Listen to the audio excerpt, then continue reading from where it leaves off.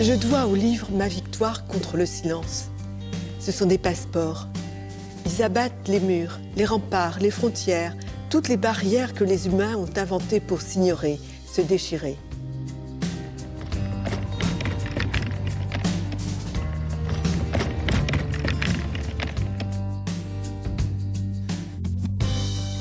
Irène Frein, bienvenue dans la bibliothèque Vagabonde, bibliothèque qui fait aujourd'hui halte au cœur du Parlement de Bretagne à Rennes, dans cette splendide salle décorée par Félix Armand Jobé-Duval au XIXe siècle, juste au-dessus de nous, cette peinture qui représente le triomphe de la vérité. La vérité, c'est justement ce que vous cherchez depuis 2 ans, depuis que votre sœur aînée, Denise, est décédée dans une effroyable agression chez elle en banlieue parisienne, agression non élucidée jusqu'à ce jour.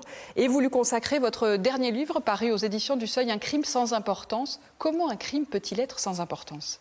C'est bien ce que je me suis demandé au bout de 14 mois, et quand je n'en pouvais plus, d'insomnie, de questions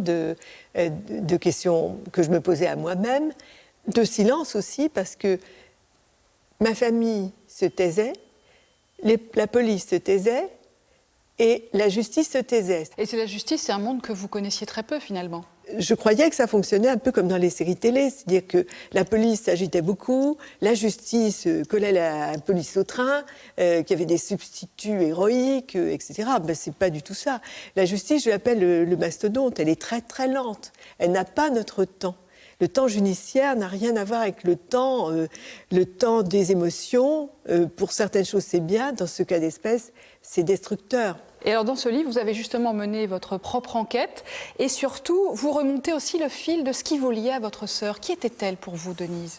Denise, c'était ma marraine. Et ça a été plus qu'une marraine au sens du baptême, une marraine spirituelle. Elle avait fait ses études à Rennes, précisément. C'est-à-dire qu'elle est passée certainement 100 fois devant ce palais de justice de Rennes. Et c'était une fille très brillante dans un milieu très modeste de la Bretagne des années 50 et 60. Et elle a introduit, comme elle était entrée très vite à 14 ans à l'école normale d'institutrice de Vannes, dans cette maison où nous vivions, 7 dans 30 mètres carrés, des choses quasiment inconnues, quoi. Les livres, la musique classique, par exemple, le jazz, le théâtre. Et du coup, c'est sans doute à elle que je dois d'être écrivain et d'être devant vous. C'est votre vocation d'écrivain, vous lui devez. On vous a entendu lire un extrait de cet ouvrage en préambule de notre entretien et vous dites que vous devez au livre votre victoire contre le silence. En quoi l'écriture vous a-t-elle aidé à surmonter cette disparition ou à survivre à cette disparition ? L'écriture, et notamment l'écriture littéraire, parce que ce texte est un texte de littérature, permet de mettre du sens où il n'y en a pas. La littérature permet d'explorer l'inconnu de nos vies. Cela dit, c'était aussi une demande de partage, une bouteille à la mer. Et quand j'ai rencontré le lectorat, quand ce livre a eu du succès, et il en a toujours, c'était comme si la bouteille à la mer avait atteint un rivage. Et c'est là qu'est arrivé le soulagement pour moi. Justement, vous le dites, vous avez rencontré un lectorat important et vous avez été nominé pour de nombreux prix littéraires. Notamment, vous êtes finaliste pour le Renaudot et l'Interallié. Comment vous expliquez que ce récit intime trouve autant d'écho, justement, auprès des lecteurs ? Je crois que beaucoup de gens ne se sentent pas justement entendus, et pas entendus de la justice. Parce que dans ces procédures, elle est très bureaucratique.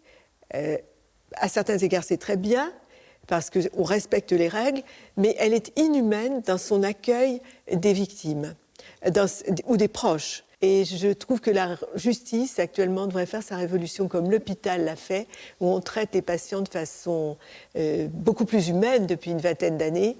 On les associe au parcours, on leur explique les choses. Et la justice, elle ne l'a pas encore fait. Moi, j'ai une demande d'humanité, tout simplement. Un appel que vous lancez. Merci beaucoup. Alors, les lecteurs sont attentifs aux prix littéraires, mais aussi aux conseils de leur libraire. Et c'est le moment d'ouvrir leur tiroir. Aujourd'hui, c'est Xavier Rossi de la librairie spécialisée en bande dessinée de Rennes, Manfin, qui nous partage son coup de cœur.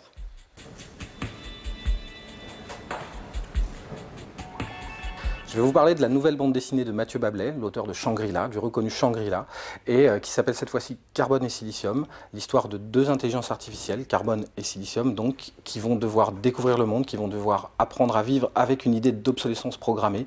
Et comment vont-ils s'en sortir? Comment vont-ils réussir à continuer à vivre? BD absolument fantastique que moi j'ai vraiment adoré justement par cette vision fraîche et sur l'avenir de l'humanité que nous apporte justement Carbone et Silicium. Plongeons à présent dans le tiroir des jeunes lecteurs. Nous parlons d'enquête il y a un instant. En voici deux dans la collection Première lecture des Petites Bulles éditions, les enquêtes de Mina.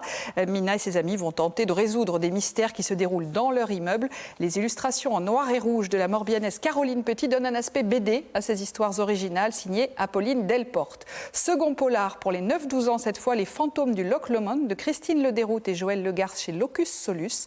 La Quimpéroise passionnée de sport et de voyage envoie ces 4 petits héros amateurs de tennis en séjour linguistique en Écosse. Ils vont se retrouver au milieu des légendes et des superstitions. Et enfin, puisque nous parlions de différence également, bienvenue à l'école aimée. Voici un bel album d'Anne-Isabelle Letouzé qui a fait ses études aux Beaux-Arts de Rennes. C'est l'histoire d'Aimé, un petit garçon timide qui en ce premier jour d'école n'est pas très à l'aise mais qui va se révéler finalement indispensable. C'est édité à l'école des loisirs. Voilà pour ces idées lecture. Avant de refermer la bibliothèque vagabonde, pourriez-vous l'enrichir de votre livre fétiche? Eh bien, c'est un livre de Lewis Carroll.